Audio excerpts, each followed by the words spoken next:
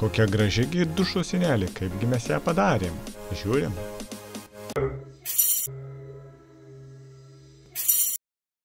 Toliau kokia mintis yra, tai pastatyti sienelę. Štai taip. Tai dabar sienelės statymas panaudojom polikarbonatą. Jinai yra 10 mm storio ir kad atrodytų kažkiek įdomiau, pagal vonios spalvas sienų buvo parinktas toks rudas polikarbonatas, matosi. Išsipjovėm tiksliai iš 2 dalių, nes jis nėra stiprus.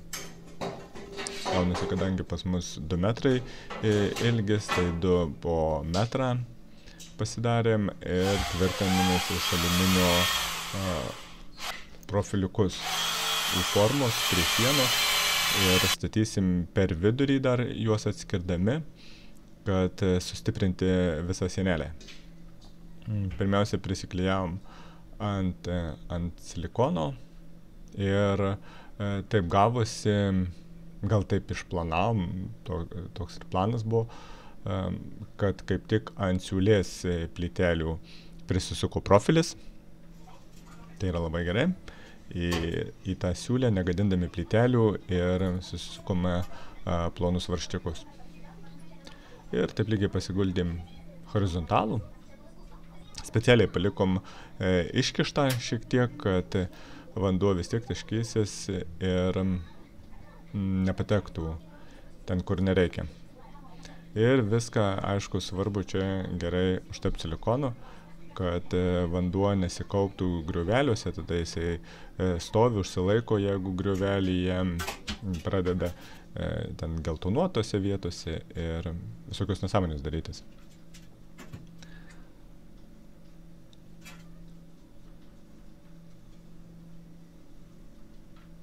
Ir visas šitas medžiagos polikarbonato 2 lakštai ir aliuminiai visi šitie profiliukai kainavo 100 eurų. Juos mum ir išpjovė pirktą Heliopolį. Supjovė ir profiliukus kem 5 laipsnių kampu, karbonatą išpjovė, tiksliai gražiai viskas buvo supjauta. Nereikėjo patiem dirbti ties tuo. Tai sutaupė nemažai laiko. Pinigų ant pjovimo gal paėmė 15 eurų. Ir kadangi yra profiliukus radom tokius, kad tarpelis buvo berods ar 11 ar 12 mm, ar ne, vidinis polikarbonatas yra 10. Va, į vidų irgi pritepam, bet čia mes dėjom skaidrų silikoną, kad priliptų, kad jeigu jisai įsispaus, nesimatytų jo. Čia dedam viršutinį profilį, jį dedam ištisą ilgą ir užlenkėm. Čia mes prisihaltūrinom tokį užlenkimą, kad tas galiukas tvirtintųsi su galiniu vertikaliu profiliu. Kad būtų štai tokia konstrukcija, kad jinai būtų tvirta. Todėl dėjom viršutinį ištisinį, o nedėjom 2 gabalus. Labą dieną. Saugumas pirmiausia, netgi ir namie pasirodo, kartais šalmas gali praversti.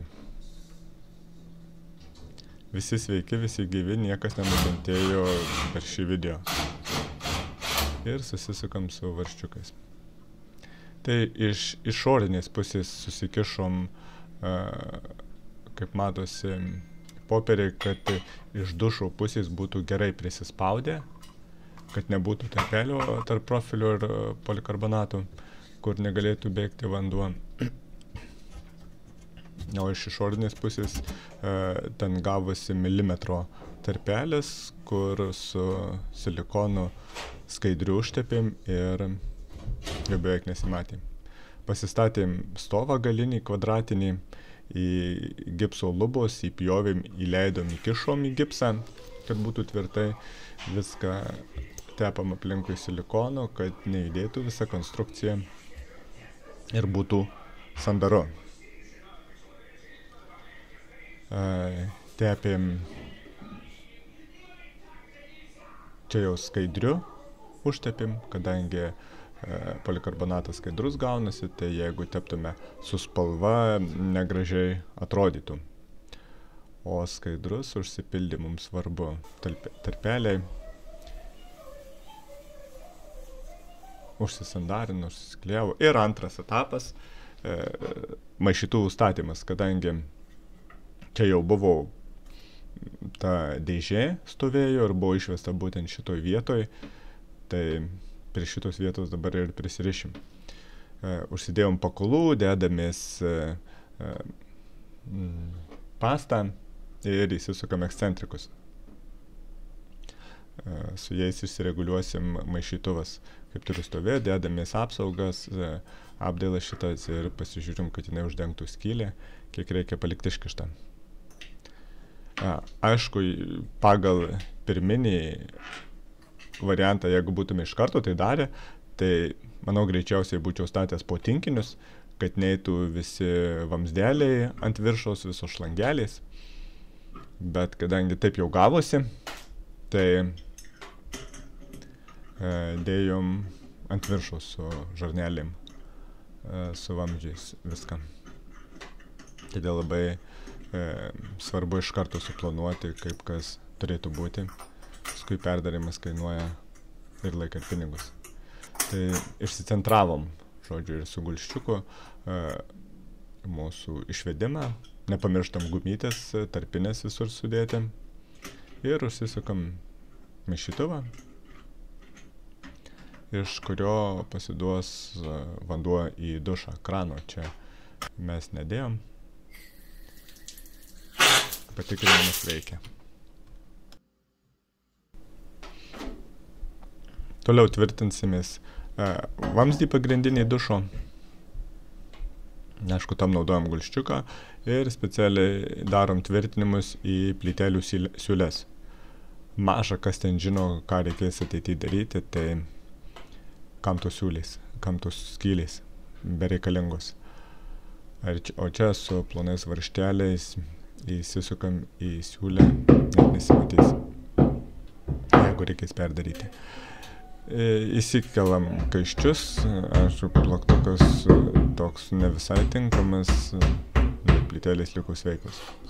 Ir prisisukam laikiklius.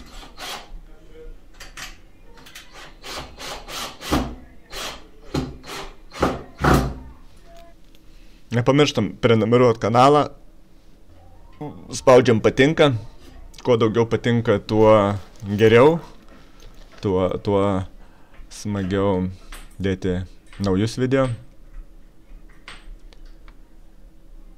Ir susisukam, viską susirinkam pagal instrukciją, nepamirštam tarpinių, susukam, prisiveržiam, neperveržiam, aišku. Ir viskas taip atrodo. Būtų potinkinis, nebūtų tiesiog visų šitų vamzdžių, kuriuos matot. Ir patikėkit, jau kuris laikas naudojamas šitas dušas yra 100 kartų geriau ir patogiau. Taigi patikrinimas, kaip viskas veikia.